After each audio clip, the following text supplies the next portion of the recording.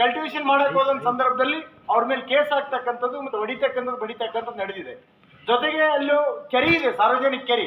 ಆ ಸಾರ್ವಜನಿಕ ಕೆರೆ ಕೂಡ ಕೋರ್ಟ್ನಲ್ಲಿ ದನಕರುಗಳಿಗೆ ನೀರು ಕುಡಿಯೋದಕ್ಕೆ ಅವಕಾಶ ಕೊಡಬೇಕಂತ ಇದ್ದಾಗ ಕೂಡ MSPLದವ್ರು ಅಲ್ಲಿ ನೀರು ಕುಡಿಯಕ್ಕೆ ಬಿಡ್ತಾ ಇಲ್ಲ. ಇದು ಒಂದು ಕೊಪ್ಪಳ ಜಿಲ್ಲೆಗೆ ಸಂಬಂಧಪಟ್ಟದ್ದು. ಒಂದಾಗುತ್ತೆ ಅಂದ್ರೆ ಇನ್ನೊಂದು ಏನಂತಂದ್ರೆ, ನಾಳೆ ಬಜೆಟ್ಗೆ ಸಂಬಂಧಪಟ್ಟಂಗ ಇವತ್ತು ಕೇಂದ್ರ ಸರ್ಕಾರ ಕಾರ್ಪೊರೇಟ್ ತೆರಿಗೆಯನ್ನ 32% ಇದ್ದು 22% ತಂದಿದೆ. ಅದು ರಾಜ್ಯ ಸರ್ಕಾರ ಆ ವಿಷಯದಲ್ಲಿ ಏನು ತೀರ್ಮಾನ ತಗೊಂತದೋ ಅದನ್ನು ಮಾಡ್ಬೇಕಂತಕ್ಕಂಥದ್ದು. ಜೊತೆಗೆ ಕೇಂದ್ರ ಸರ್ಕಾರ ಗೊಬ್ಬರ, ಕ್ರಿಮಿನಾಶಕ ಈಗಾಗಲೇ ಎಲ್ಲವನ್ನು ಈ ಸಬ್ಸಿಡಿ ಕಟ್ ಮಾಡಿದ್ದಾರೆ ಅವರು. ಕೃಷಿ ಜಾಗತೀಕರಣಕ್ಕೆ ಒಳಪಟ್ಟ ನಂತರ ಈವನ್ನು ಸಣ್ಣ ರೈತರು, ಮಧ್ಯಮ ವರ್ಗದ ರೈತರಿಗೆ ಕೃಷಿನೇ ಬೇಡ ಅನ್ನೋಷ್ಟು ಮಟ್ಟಿಗೆ ಆಗಿದೆ. ಕೃಷಿ ಅಂದ್ರೆ ನಷ್ಟ ಅನ್ನೋಂಥ ಪರಿಸ್ಥಿತಿ ಆಗಿದೆ.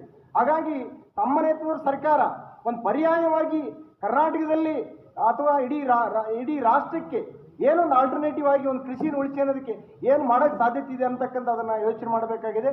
ಜೊತೆಗೆ ಏನು ಕೃಷಿಗೆ ಪ್ರತಿ ವರ್ಷ ಏನು ತೆಗೆದಿರಿಸ್ತೀರಿ, ಕೃಷಿಗೆ ಒಂದು ಬಜೆಟ್ನಲ್ಲಿ ಏನು ತೆಗೆದಿರಿಸ್ತೀರಿ ಅದು ಎಲ್ಲ ಕಂಪನಿಗಳಿಗೆ ಹೋಗ್ತದ.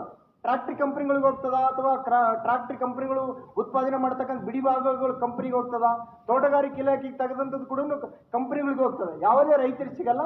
ಹಾಗಾಗಿ ಈ ವಿಷಯದಲ್ಲಿ ಒಂದು ಕಟ್ಟುನಿಟ್ಟಿನ ಕ್ರಮ ತಗೋಬೇಕಂತಕ್ಕಂಥದ್ದು. ಈಗಾಗಲೇ ಬಸವರಾಜ್ ಅವರು ಹೇಳಿದಂಗೆ ಖರೀದಿ ಕೇಂದ್ರ ಅಂತ ನಾವು ತೆಗಿತೀವಿ.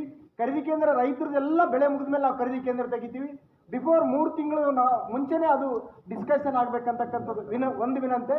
ಜೊತೆಗೆ ಪ್ರತಿ 3 ತಿಂಗಳಿಗೊಂದ್ಸಲ ರೈತರ ಮೀಟಿಂಗ್ ಆಗ್ಬೇಕು. ದಯವಿಟ್ಟು ಕೃಷಿ ಮಂತ್ರಿ ನೇತೃತ್ವದಲ್ಲಿ 3 ತಿಂಗಳಿಗೊಂದ್ಸಲ ಮೀಟಿಂಗ್ ಆಯ್ತು ಅಂದ್ರೆ ಬೆಳೆಗೆ ಸಂಬಂಧಪಟ್ಟಂಗ, ಬೆಳೆ ಪದ್ಧತಿಗೆ ಸಂಬಂಧಪಟ್ಟಂಗ, ಕೃಷಿ ಉತ್ಪಾದನೆ ಖರೀದಿಗೆ ಸಂಬಂಧಪಟ್ಟಂಗ ಚರ್ಚೆ ಆಗ್ತದೆ. ಇಷ್ಟು ನಮ್ಮ ವಿನಂತಿ.